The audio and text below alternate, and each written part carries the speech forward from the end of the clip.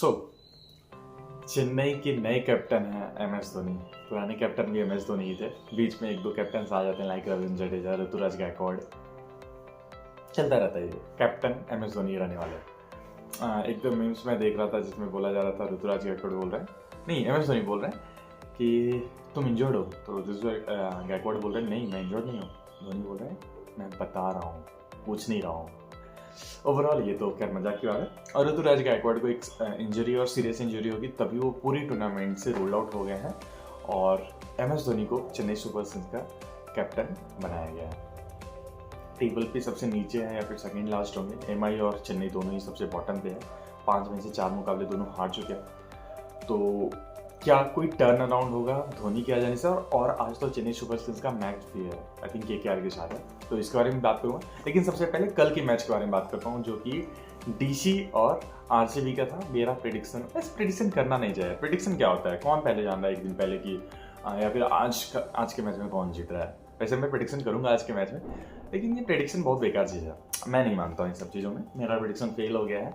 कल मैंने बोला था DC वर्सेस RCB में कि RCB जीत रही है मैच। होम मैचेज एक ही पहले हुई थी, वो नहीं जीती थी, बाकी अभी मैच RCB जीती थी। फिर से एक होम मैच RCB हार जाती है चिन्नास्वामी में। इनका समझ में नहीं आता है। 3 मैच बाहर जाके अवे खेले हैं, तीनों जीत गए हैं और घर पे हार जा रहे हैं। स्टार्टिंग से बात करते हैं। RCB पहले बैटिंग करती और फिल शॉट भाग रहे थे।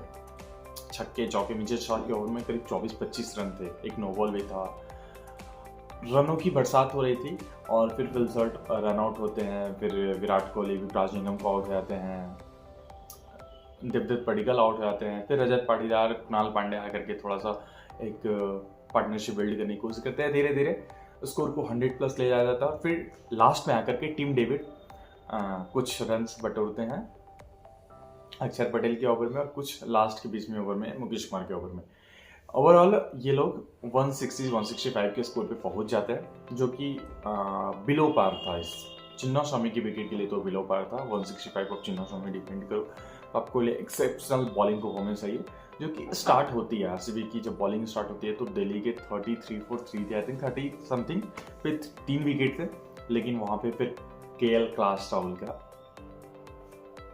एक पार्टनरशिप बिल्ड होता है। किसके साथ? स्टब्स के साथ। पहले दिल्ली की बैटिंग भी मुझे समझ में नहीं आ रहा है। जेक फ्रेजर मक जीत रहे हैं, लेकिन जेक फ्रेजर मक की बैटिंग नहीं हो रही। पिछले साल के बाद पिछले IPL के बाद अभी इस IPL की अगर बात की जाए तो जेक फ्रेजर मक मैगर रन नहीं बना रहे हैं। उनके इस बीच में सिर्फ 250 है T20 में, बाकी सिंगल डिजिट स्कोर बहुत सारे हैं। 4 तो उनके डक्स हैं, गोल्डन डक्स हैं, तो उनकी बैटिंग नहीं हो रही है। फैफ डु प्लेसी आउट हो जाते हैं, अभिषेक पुरेल आउट हो जाते हैं। चलिए दिल्ली जो है 30 for 3 होती है और फिर वहाँ से KL राहुल और स्टब्स जो है एक पार्टनरशिप बिल्ड होती है।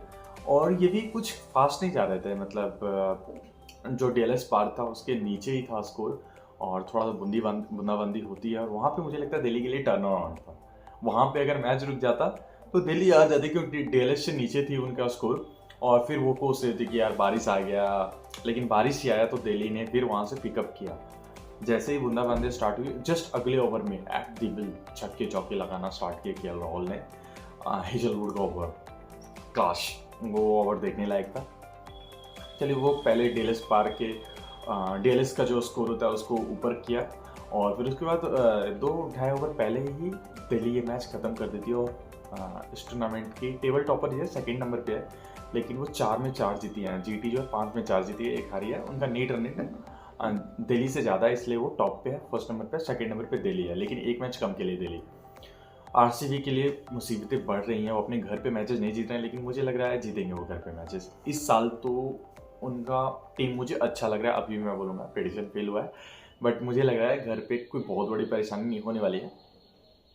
मैंने लेकिन बोला था कि चिन्नास्वामी का जो विकेट है ना, RCB के लिए वो घर जैसा नहीं लगता है, क्योंकि कोई भी चिन्नास्वामी में आकर के अपने आप, कोई भी टीम अपने आप को आकर के बैक कर सकती है चिन्नास्वामी में। तो यहाँ पे दिल्ली जीत गई है 4 में से 4। दिल्ली मुझे लग रही टॉप 4 की टीम है यार, अब तो बोलना ही पड़ेगा, क्योंकि 8 पॉइंट्स उनके ऑलरेडी हो गए हैं।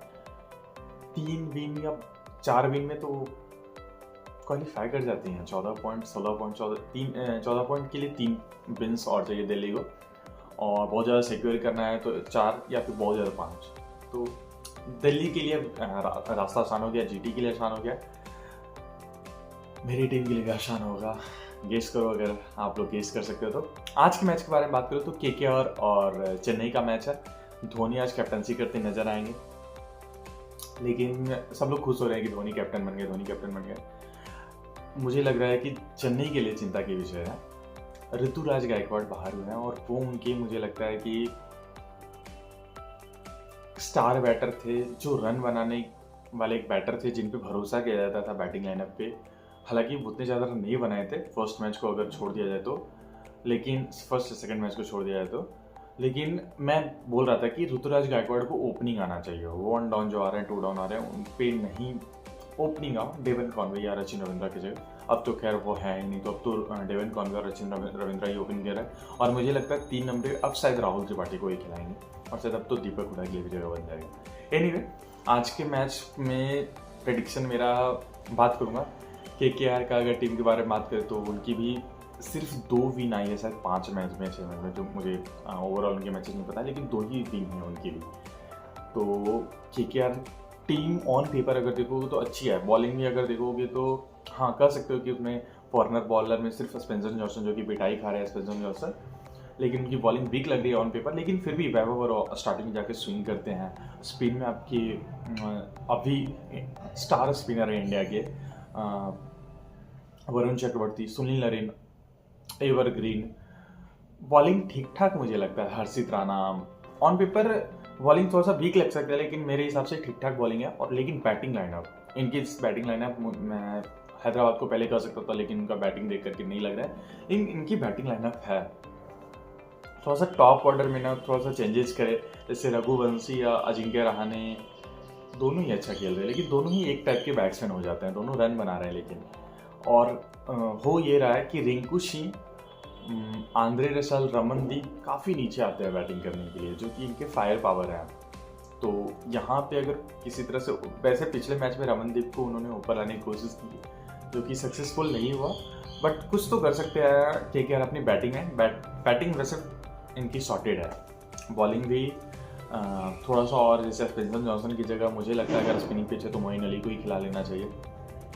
एनीवे, आज के मैच में अगर प्रेडिक्शन करो तो मैं फिर से ढीठ की तरह जाऊंगा केकेआर की तरफ। धोनी कैप्टन बन गए, लेकिन कोई फर्क नहीं पड़ने वाला है टू बी ऑनेस्ट, क्योंकि देखा जाए तो ऋतुराज गायकवाड़ एक स्टार बैटर उनका जो कि रन बना रहा था, वो अब स्क्वाड में नहीं है और बैटिंग और ज़्यादा हल्की होगी। पहले चेन्नई की बैटिंग ही प्रॉब्लम थी, उनकी बैटिंग बहुत ज़्यादा हल्की लग रही थी। अब ऋतुराज गायकवाड़ के जाने के बाद बैटिंग और ज़्यादा हल्की लग रही है, इसलिए मैं केकेआर को बैक कर रहा हूँ। मुझे लग रहा है केकेआर भी मैच जीतेगी। चेन्नई भी जीते तो मैं खुशी रहूँगा, मेरे टीम को तो फायदा ही होगा। एनीवे, आपको क्या लगता है मेरे प्रेडिक्शन के बारे में? आपको इस वीडियो के बारे में क्या ओपिनियन है? आप लोग कमेंट बॉक्स में बताना। वीडियो अच्छा लगा तो प्लीज़ वीडियो को लाइक कीजिए, चैनल को सब्सक्राइब कीजिए, अभी मेरा चैनल है। सो देखते रहिए क्रिक टॉक विद मी और चैनल को जरूर सब्सक्राइब कर लीजिए, प्लीज़ प्लीज़ प्लीज़।